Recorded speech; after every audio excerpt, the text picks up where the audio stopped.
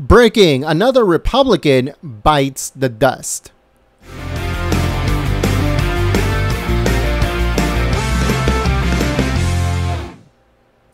Hello folks, my name is Jen. I'm from Golden State Times, and today we have a breaking news story. This one comes courtesy of GoldenStateTimes.com, and it says, Senator Orrin Hatch has privately told allies in Utah that he is planning to retire at the end of his term next year. And if he does, Mitt Romney intends to run for his seat, according to 5 sources familiar with the situation.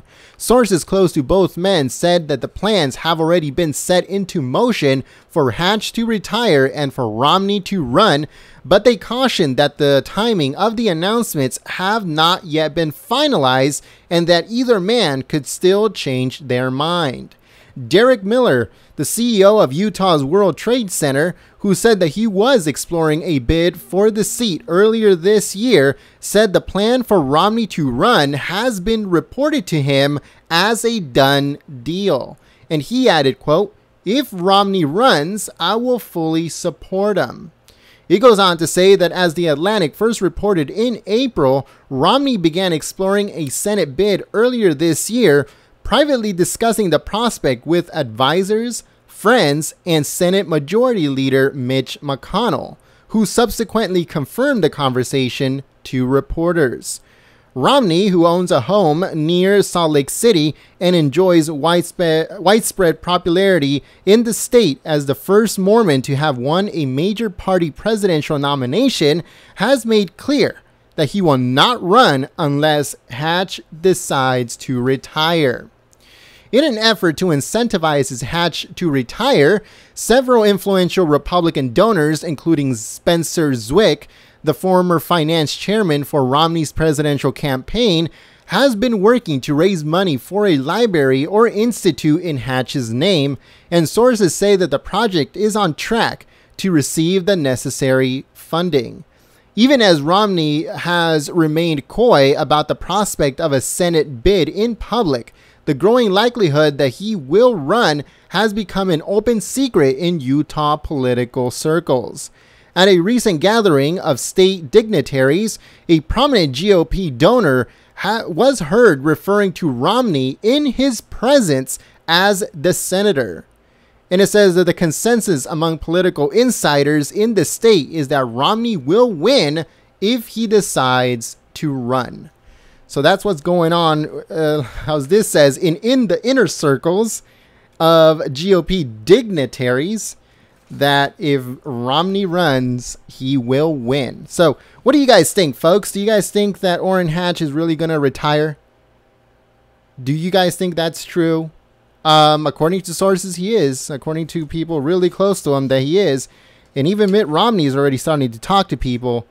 So what do you guys think? If Orrin Hatch actually retires, do you guys think that Mitt Romney has any chance of winning his seat? Let us know in the comments section below. What do you guys think? I really want to hear what you guys have to say. But before I wrap this up, I wanted to show you guys something real quick. This comes courtesy of, it's called 538.com. Okay, and what this is that they track Congress in the age of President Trump, how they vote compared to the president. See, so as you guys can see, this is Orrin G. Hatch, Republican senator for Utah.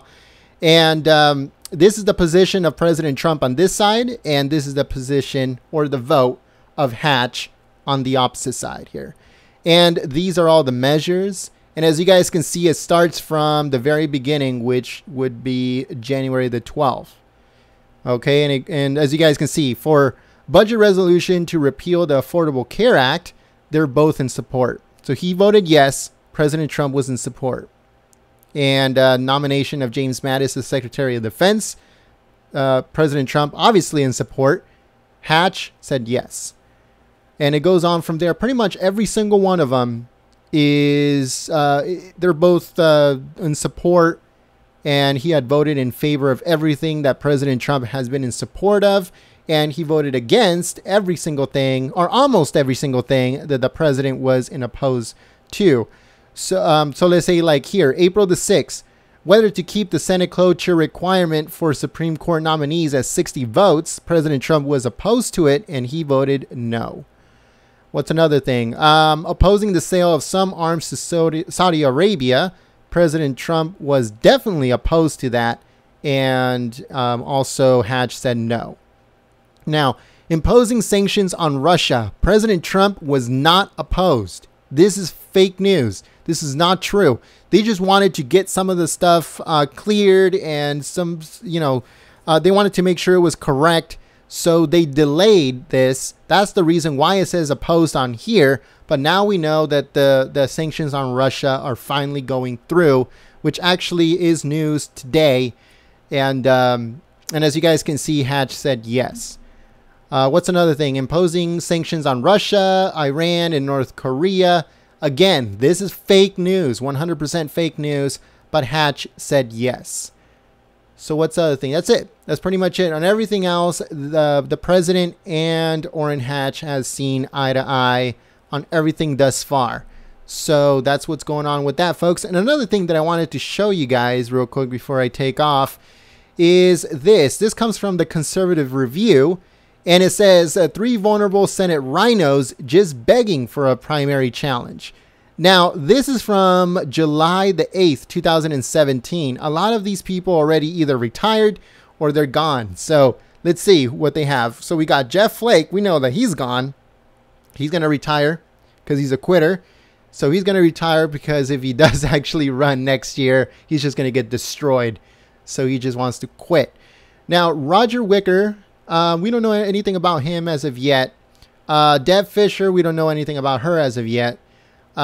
Dean Heller, we don't know much about this person yet, but Bob Corker is gone. Ted Cruz was on that list. Now, this is kind of weird, but this at the time, a lot of people were still really angry at Ted, so that's maybe the reason why he's on this list.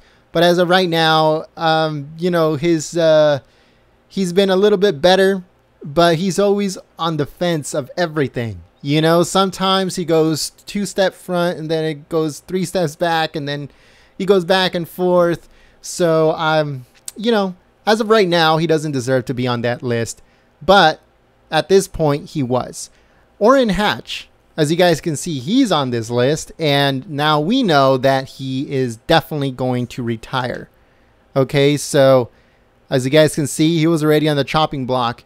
Conservatives did not like him at this point in July, and I'm pretty sure that they're going to be really happy when they find out and when Hatch actually comes out and says, yes, I'm going to retire in 2018. So the last one is John Barrasso. We really don't know much about him at this point, but who knows? A lot of these other people might retire at some point or might say, you know what, I might not run, I might run. We don't know yet.